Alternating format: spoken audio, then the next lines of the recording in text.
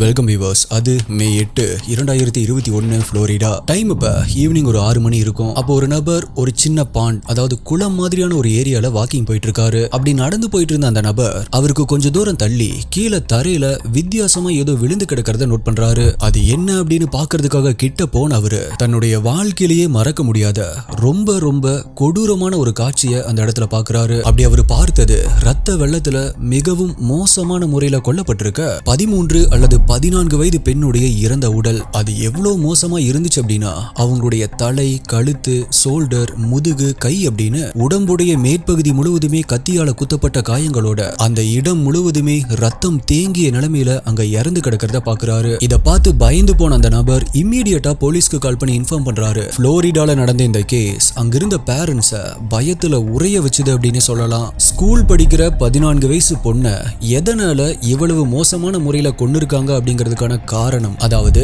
Motive of murder என்ன அப்படிங்கிறதுக்கான reason வெளியே தெரிய வந்தப்ப எத்தனையோ பல கேசஸ பார்த்து தீர்ப்பு கொடுத்த ஜட்ஜால கூட அதை ஏத்துக்க முடியல. பிகாஸ் இந்த கேஸோடைய மோட்டிவ் ஆஃப் மர்டர் இதுவா தான் இருக்கும் அப்படின்னு நீங்க கூட யோசிச்சு பார்த்திருக்க மாட்டீங்க. அந்த அளவுக்கு மைண்ட் டிஸ்டர்பிங்கான ஒரு கேஸா தான் இது இருந்துச்சு அப்படின்னு சொல்லலாம். இந்த வீடியோ பார்த்துட்டு இருக்க நீங்க ஒரு பேரண்டா இருந்தீங்க அப்படின்னா, இந்த வீடியோ நீங்க உங்க குழந்தைகளை சரியாதான் கவனிக்கிறீங்களா அப்படின்னு அவங்கள வளர்க்கிற விதத்துல ஒரு புதிய கண்ணோட்டத்தை கண்டிப்பா கொடுக்கும். அப்படி அந்த 13 வயசு பொண்ணுக்கு அன்னைக்கு என்ன நடந்துச்சு, ஒட்டுமொத்த புளோரிடா மக்களையுமே ஜட்ஜையுமே ஷாக்காக வச்ச அந்த கில்லர் கொடுத்த ஸ்டேட்மெண்ட் என்ன அப்படிங்கிற இது எல்லாத்தையும் பத்தி தான் இன்னைக்கு வீடியோல நம்ம டீகோட் பண்ண போறோம். நீங்க பார்த்துட்டு இருக்கிறது சரவணன் டீகோட்ஸ். நான் உங்கள் சரவணன். வாங்க இன்னைக்கு வீடியோக்குள்ள போலாம்.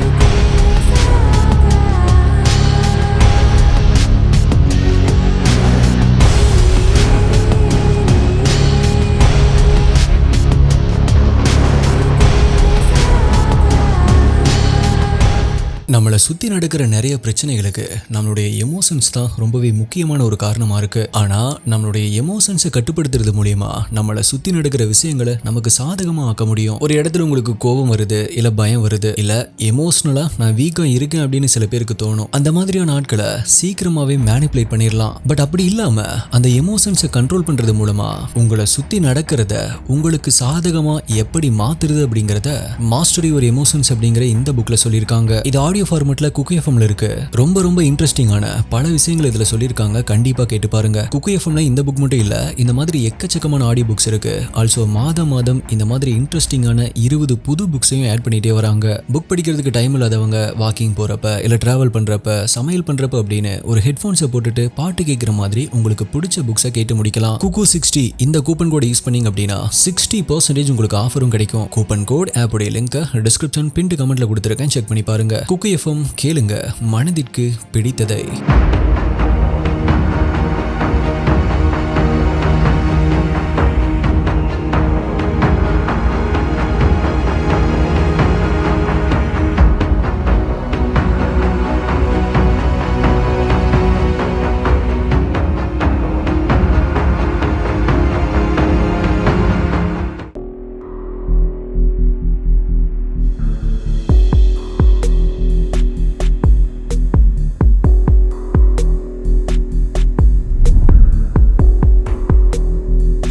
இப்ப கிரைம் சீனுக்கு வந்த போலீஸ் அந்த பெண்ணுடைய இறந்த உடலை அட்டாப்சிக்கு அனுப்புறாங்க.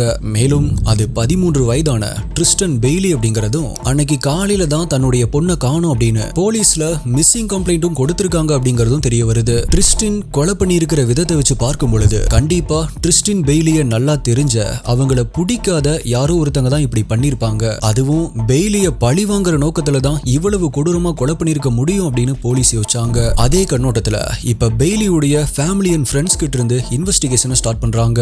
பெய்லி கொல்லப்பட்ட அன்னைக்கு நீங்க அவங்கள பாத்தீங்களா, எப்போ நீங்க அவங்கள கடைசியா பாத்தீங்க அப்படின்னு பெய்லியுடைய அம்மா மற்றும் அவங்களுடைய சிஸ்டர்ஸ் கிட்ட இருந்து கொஸ்டின் கேட்க ஆரம்பிக்கிறாங்க. அதுக்கு அவங்க 2 பேருமே அன்னைக்கு என்ன நடந்துச்சு அப்படிங்கிற டைம் லைனை எக்ஸ்பிளைன் பண்றாங்க.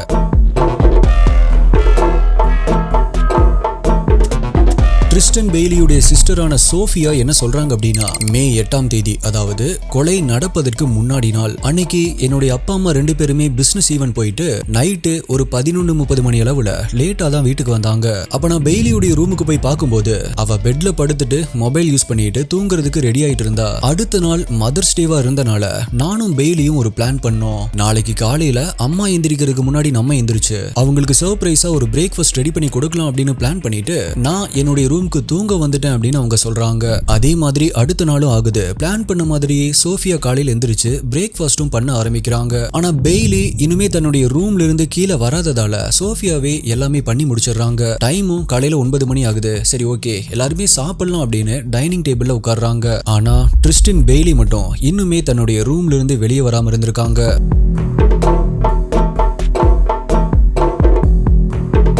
கிறிஸ்டன் பெய்லி எப்பவுமே இவ்வளோ லேட்டாலாம் எந்திரிக்க மாட்டாளே அப்படின்னு யோசிச்ச கிறிஸ்டனுடைய இன்னொரு சிஸ்டரான அலெக்சிஸ், சரி ஓகே, வீக்கெண்டால நைட்டு ஃபுல்லா ஃப்ரெண்ட்ஸ் கூட பேசிட்டு இருந்திருப்பா அப்படின்னு யோசிச்சுட்டு அவளை எழுப்பி விடலாம் அப்படின்னு அவளுடைய ரூமுக்கு போறாங்க. கிறிஸ்டின் அப்படின்னு கூப்பிட்டே படிக்கட்டுல ஏறி அவளுடைய ரூம் கிட்ட போன அலெக்சிஸ் அவங்களுடைய ரூம் டோரை ஓபன் பண்ணி உள்ள பாக்குறாங்க. ஆனா கிறிஸ்டின் அங்க எங்கேயுமே இல்ல. இத பார்த்து கன்ஃபியூஸ் ஆன அலெக்சிஸ் இவ எங்க போயிருப்பா அப்படின்னு யோசிச்சுட்டு வீடு ஃபுல்லா தேட ஆரம்பிக்கிறாங்க. அவளுடைய மொபைலுக்கும் கால் பண்ணி பாக்குறாங்க. பட் கால் அட்டன் பண்ணல. இப்ப பயந்து போன ஃபேமிலி மெம்பர்ஸ் அவளுடைய ஃப்ரெண்ட்ஸ்க்கு கால் பண்ணி கேக்குறாங்க. ஆனா எங்கேயுமே வரல அப்படின்னு சொன்னதால பதற்றம் அடைஞ்ச கிறிஸ்டினுடைய பேரண்ட்ஸ் உடனடியா போலீஸ்க்கு கால் பண்ணி தன்னுடைய பொண்ணு மிஸ்ஸிங் அப்படின்னு ஒரு கம்ப்ளைண்ட் கொடுக்கறாங்க. கம்ப்ளைண்ட் வாங்கின போலீஸும் எல்லா இடத்துலயுமே சர்ச் பண்ண ஆரம்பிக்கிறாங்க. அப்பதான் நான் இன்ட்ரோல சொன்ன மாதிரி அன்னைக்கு ஈவினிங் 6 மணி அளவுல கிறிஸ்டினுடைய இறந்த உடலை ஒரு பான் பக்கத்துல ஒரு குளத்துக்கிட்ட இருந்து கண்டுபிடிக்கிறாங்க. இப்ப நைட்டு வீட்டுல பெட்ல படுத்துட்டு இருந்த கிறிஸ்டின் அவங்க வீட்டுல இருந்து கிட்டத்தட்ட 4 கிலோமீட்டர் தள்ளி இருக்கிற ஒரு பான் கிட்ட கொலை செய்யப்பட்டிருக்க முடியும் அப்படின்னு யோசிச்சுட்டு இருந்த போலீஸ்க்கு அதே நேரத்துல கிறிஸ்டின் பெய்லியுடைய அட்டாப்சி ரிப்போர்ட்டும் கிடைக்குது. அந்த ரிப்போர்ட்டை பார்த்த போலீஸ் அதிர்ச்சியில உறைஞ்சு போறாங்க.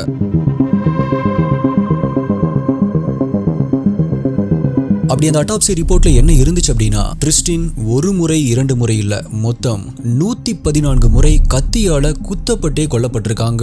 which means ஒரு நபர் உச்சக்கட்ட கோவத்துல இவங்களை கொன்னே ஆகணும் அப்படிங்கிற வெறியில கத்திய மட்டுமே வச்சு குத்தி கொலை பண்ணிருக்கான் அப்படின்னும் 49 கத்தி குத்துகள் டிஃபென்சிவ் wounds, அதாவது 49 முறை கத்தியால குத்தப்பட்டப்ப அவங்க உயிரோட தான் இருந்திருக்காங்க. அப்படி அந்த கில்லர் தன்னை குத்தும் போது அவங்க தன்னுடைய உயிரை காப்பாத்திக்க ரொம்பவே ட்ரை பண்ணிருக்காங்க அப்படிங்கிறது இதுல இருந்து தெரிய வருது அப்படின்னு ரிப்போர்ட் வருது. கிறிஸ்டின் பெய்லியை அட்டாப்சி பண்ண மெடிக்கல் எக்ஸாமினர்ஸ் அவங்களுடைய உடம்புல ரொம்பவே வியர்டான இன்னொரு விஷயத்தையும் நோட் பண்றாங்க.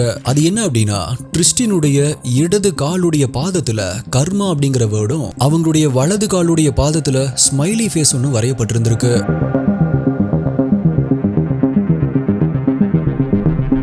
அதே நேரத்துல போலீஸ் கிரைம் நடந்த அந்த இடத்துல இருந்து கொஞ்சம் தூரம் தள்ளி ரத்தக்கரை படிஞ்சிருந்த கத்தி ஒன்னையும் கண்டுபிடிக்கிறாங்க. அதை எடுத்து பார்க்கும் பொழுது அந்த கத்தியுடைய முனைப்பகுதி உடைஞ்சு போயிருந்திருக்கு. அப்படி உடைஞ்ச அந்த முனைப்பகுதி கிறிஸ்டினுடைய தலையில இருந்து கண்டுபிடிக்கப்பட்டிருக்கு. அப்ப நினைச்சு பாருங்க எவ்வளவு ஃபோர்ஸா அந்த கில்லர் அட்டாக் பண்ணிருப்பான் அப்படின்னு. அப்படி கிடைச்ச அந்த கத்திய DNA டெஸ்டிங்காக போலீஸ் அனுப்பி வைக்கிறாங்க. அதே நேரத்துல கிடைச்ச எல்லா டீடைல்ஸையும் நோட் பண்ண போலீஸ் இப்ப என்ன யோசிக்கிறாங்க அப்படின்னா, இறந்து போன கிறிஸ்டின் பெய்லியுடைய வீட்டுல எந்தவித என்ட்ரிக்கான எவிடன்ஸும் இல்லாததால மேபி அவங்களே தன்னுடைய வீட்ல இருந்து அன்னைக்கு நைட்டு யாருக்குமே தெரியாம வெளியே போயிருக்கலாம் அப்படின்னு அங்கிருந்த சிசிடிவி ஃபுட்டேஜஸ் வச்சு செக் பண்ண ஆரம்பிக்கிறாங்க. அப்ப போலீஸ் யோசிச்ச மாதிரியே அன்னைக்கு நைட்டு 12:45 மணி அளவுல கிறிஸ்டினுடைய வீட்டுக்கு பக்கத்து வீட்டில் இருக்கிற சிசிடிவி கேமரால அவங்க நடந்து போறது ரெக்கார்ட் ஆயிருக்கு. அதுக்கப்புறமா வேற ஏதாவது சிசிடிவில அவங்க கவர் ஆகுறாங்களா அப்படின்னு செக் பண்ணி பார்த்தப்ப அவங்களுடைய வீட்ல இருந்து 2 கிலோமீட்டர் தூரத்தில் இருக்கிற இன்னொரு இடத்துல மிட் நைட் 1:14 மணி அளவுல கிறிஸ்டின் நடந்து போறது கேமரால ரெக்கார்ட் ஆயிருக்கு.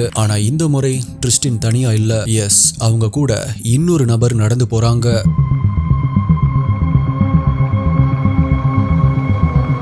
இப்ப போலீஸ் அதே கேமரா ஃபுட்டேஜஸ் ஃபாலோ பண்றப்ப கரெக்டா 1:45 மணி அளவுல கிறிஸ்டின் மற்றும் அந்த இன்னொரு நபர் மறுபடியும் வேற ஒரு ரூட்ல நடந்து போறது கவர் ஆகுது. ஆனா அதுக்கப்புறமா வேற எந்த சிசிடிவி ஃபுட்டேஜஸ்லயும் கிறிஸ்டின் பதிவாகப்படல. இப்ப போலீஸ் அதே ஏரியால இருக்கிற சிசிடிவி ஃபுட்டேஜஸ் ஃபாஸ்ட் ஃபார்வர்ட் பண்ணி பாக்குறாங்க. அப்படி பாக்குறப்ப சரியா அதிகாலை 3:27 மணிக்கு, அதாவது கிறிஸ்டின் கடைசியா பார்க்கப்பட்டு 1 மணி நேரம் 45 நிமிடம் கழிச்சு கிறிஸ்டின் கூட நடந்து போன அதே நபர் தன்னுடைய கையில ஒரு ஷூவை பிடிச்சிட்டு ரொம்பவே வேகமா பதட்டத்தோடையும் பயத்தோடையும் அவங்க நடந்து போனதுக்கு ஆப்போசிட் டைரக்ஷன்ல ஓடி போறது ரெக்கார்ட் ஆயிருக்கு. இந்த முறை கிறிஸ்டின் அங்க இல்ல, அவன் மட்டும் தனியா தான் ஓடி இருக்கான்.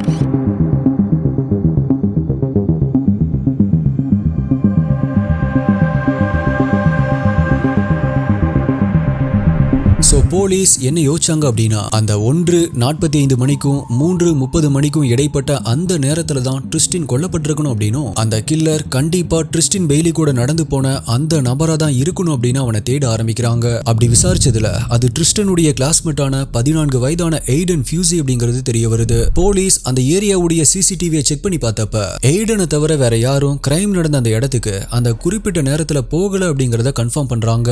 இப்ப போலீஸுடைய ஒட்டுமொத்த கவனமும் எய்டன் பக்கம் திரும்புது. போலீஸ் அவங்கிட்ட நீ நைட் எதுக்காக ட்ரிஸ்டின் கூட போன, அதுக்கப்புறமா எதுக்காக அங்கிருந்து அவசரமா ஓடி போன அப்படிங்கிற கொஸ்டின்ஸை கேக்குறாங்க. அதுக்கு எய்டன் என்ன சொல்லியிருக்கான் அப்படின்னா, நானும் ட்ரிஸ்டியும் நைட்டு கொஞ்ச நேரம் நடந்துட்டு வரலாம் அப்படின்னு தான் கிளம்பணும். ஆனா கொஞ்ச தூரம் நடந்து போனதுக்கு அப்புறமா ட்ரிஸ்டின் பெய்லியுடைய பிஹேவியர் சேஞ்ச் ஆக ஆரம்பிச்சது. நாங்க அப்படி நடந்து போயிட்டு இருக்கும் பொழுது அவ என்னுடைய பிரைவேட் பார்ட்ல கை வைக்க ஸ்டார்ட் பண்ணா. எனக்கு அது ரொம்பவே அன்கம்ஃபர்டபுளா இருந்துச்சு. அது எனக்கு பிடிக்கல. சோ உடனே நான் அவளை கீழே தள்ளி விட்டேன். அதுல கீழே விழுந்து அவளுடைய தலையில அடிபட்டு ரத்தம் வர ஆரம்பிச்சது. அதை பார்த்து பயந்து தான் நான் இங்கிருந்து ஓடி போயிட்டேன் அப்படின்னு சொல்லியிருக்கான். இத கொஞ்சம் கூட நம்பாத போலீஸ், நான் ஆல்ரெடி கில்லர் யூஸ் பண்ண கத்தி கீழே கிடைச்சது, அதை போலீஸ் எடுத்து டிஎன்ஏ டெஸ்டிங்க்கு கொடுத்திருக்காங்க அப்படின்னு சொல்லியிருந்தேன் இல்லையா, அந்த ரிசல்ட் வர்றதுக்காக வெயிட் பண்ணிட்டு இருந்தாங்க. கரெக்டா அந்த டிஎன்ஏ ரிசல்ட்டும் வருது. மேலும் அந்த கத்தியில இருந்த டிஎன்ஏ எய்டன் ஃபியூசியுடைய டிஎன்ஏ கூட பக்காவா மேட்ச் ஆயிருக்கு.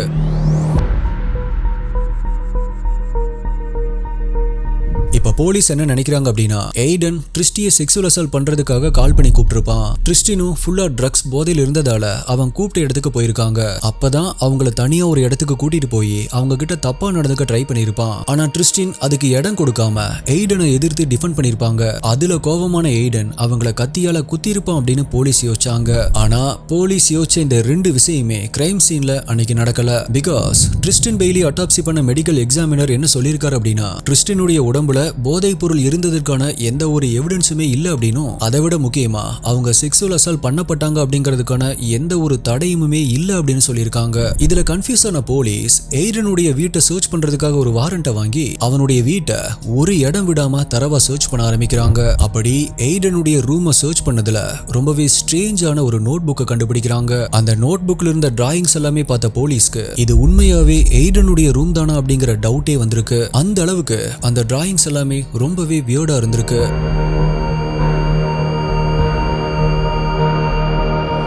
அப்படி அந்த டிராயிங்ஸ் எல்லாமே பார்த்ததுக்கு அப்புறம் தான் போலீஸ்க்கு தனித்தனியா இருந்த பசில்ஸ் எல்லாமே ஒன்னா சேர ஆரம்பிக்குது. அப்படி அந்த நோட் புக்ல இருந்த டிராயிங்ஸ் என்ன அப்படின்னா, உடம்புல ஒட்டு துணி கூட இல்லாம இருக்க ஒரு பெண்ணுடைய கைகள் அவங்களுடைய உடம்புல இருந்து கத்தியால வெட்டி எடுக்கப்பட்டு அதிலிருந்து ரத்தம் பொங்கி வழியிற மாதிரி வரைஞ்சிருக்கான். அது மட்டும் இல்லாம பெண்களுடைய பிரைவேட் பார்ட்ஸ்ல எல்லாத்துலயுமே ரெட் கலர்ல எக்ஸ் அப்படின்னு போட்டு வரைஞ்சு வச்சிருக்கான். மேலும் சாத்தான்களை வழிபடுற மாதிரியான போஸ்டர்ஸ் அப்படின்னு ரொம்பவே வியர்டான விஷயங்கள் அவனுடைய ரூம்ல இருந்து கண்டுபிடிக்கப்படுது. இது எல்லாத்தையுமே தாண்டி மெயின் எவிடன்சஸ் ஆன கில்லர் யூஸ் பண்ண அந்த கத்தியுடைய உரை, ரத்தக்கரை படிந்த ட்ரெஸ் அப்படின்னு இது எல்லாமே அந்த வீட்ல இருந்து கண்டுபிடிக்கப்படுது. இப்ப போலீஸ் எய்டன் கிட்ட எதனால நீ ட்ரிஸ்டினை கொலை பண்ண அப்படிங்கிற கொஸ்டினை ரைஸ் பண்ண ஆரம்பிக்கிறாங்க. ஆனா அது எதுக்குமே ஒழுங்கான பதில் கொடுக்காத எய்டன் நேரத்துக்கு ஏத்த மாதிரி கதையை மாத்தி மாத்தி சொல்லியிருக்கான். அவங்க கிட்ட இருந்து ஒழுங்கான இன்ஃபர்மேஷன் வராததால எய்டனுடைய ஃப்ரெண்ட்ஸ் கிட்ட இவனை பத்தி இன்வெஸ்டிகேட் பண்ணி பார்க்கலாம் அப்படின்னு அவங்க கிட்ட கொஸ்டின்ஸ் கேட்க ஆரம்பிக்கிறாங்க. அப்படி இன்வெஸ்டிகேட் பண்ணதுல அவங்க கொடுத்த ஒவ்வொரு ஸ்டேட்மெண்ட்டும் எய்டனுடைய ரூம்ல போலீஸ் பார்த்த டிராயிங்ஸும் ஒரே மாதிரி தான் இருக்கு அப்படிங்கறத போலீஸ் நோட் பண்றாங்க. அப்படி எய்டனுடைய ஃப்ரெண்ட்ஸ் அவனை பத்தி கொடுத்த வியர்டான ஸ்டேட்மெண்ட்ஸ் இதுதான்.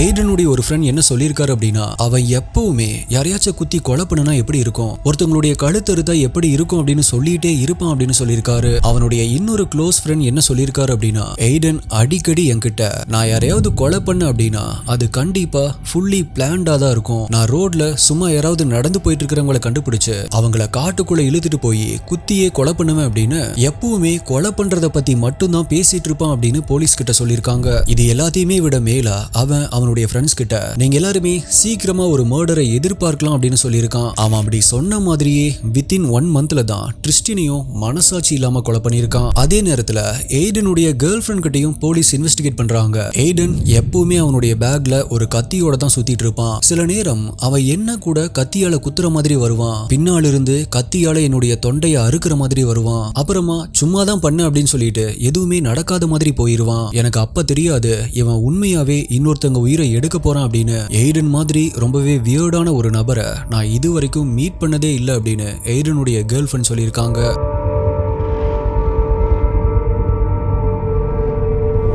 சோ அன்னைக்கு உண்மையாவே என்ன நடந்திருக்கும் அப்படின்னா, எய்டன் அன்னைக்கு நைட்டு அவனுடைய ஃப்ரெண்டு வீட்டுல இருக்கிறப்ப இன்னைக்கு நைட்டு உண்மையாவே யாரையாவது கொலை பண்ணணும் அப்படின்னு முடிவு பண்ணிருப்பான். அப்பதான் எய்டனுக்கு கிறிஸ்டின் பெய்லியுடைய ஞாபகம் வந்திருக்கணும். அவ எல்லாரு கூடயுமே நல்லா பேசுவா, அவளை போன் பண்ணி கூப்பிட்டா கண்டிப்பா அவ வருவா அப்படின்னு கிறிஸ்டின் பெய்லிக்கு அவன் கால் பண்ணி கூப்பிட்டுருக்கான். கிறிஸ்டினும் அன்னைக்கு நைட்டு வீட்டுல யாருக்குமே தெரியாம அங்கிருந்து போயிருக்காங்க. அப்படி ரெண்டு பேருமே நடந்து போனவங்க ஒரு இடத்துல யாருமே இல்லாததை நோட் பண்ண எய்டன் தான் மறைச்சு வச்சிருந்த கத்தியை வெளியே எடுக்கிறான். இத பார்த்து பயமும் குழப்பமும் அடைஞ்ச கிறிஸ்டின், என்னாச்சு, எதனால கத்தியை வச்சிருக்க அப்படின்னு கேட்டுட்டு இருக்கும் போதே எய்டன் கிறிஸ்டினை கை, கழுத்து, செஸ்ட் அப்படின்னு சரமாரியா குத்த ஆரம்பிக்கிறான். இத கொஞ்சம் கூட எதிர்பார்க்காத கிறிஸ்டின் சத்தமா கத்த ஆரம்பிக்கிறாங்க. அத பார்த்து இன்னுமே ஆக்ரோஷம் அடைஞ்ச அவன் கிறிஸ்டினுடைய கழுத்திலேயே கத்தியால குத்துறான். இப்படி அவன் கிறிஸ்டின் இறந்துட்டாங்க அப்படின்னு தெரிஞ்சதுக்கு அப்புறமா கூட கிட்டத்தட்ட 50 முறை குத்தி இருக்கான். மொத்தமா 114 முறை கத்தியால குத்தி இருக்கான். இது எல்லாமே உறுதிப்படுத்தப்பட்டு எய்டனை அரெஸ்ட் பண்ணி கார்ல கூட்டிட்டு போகும்போது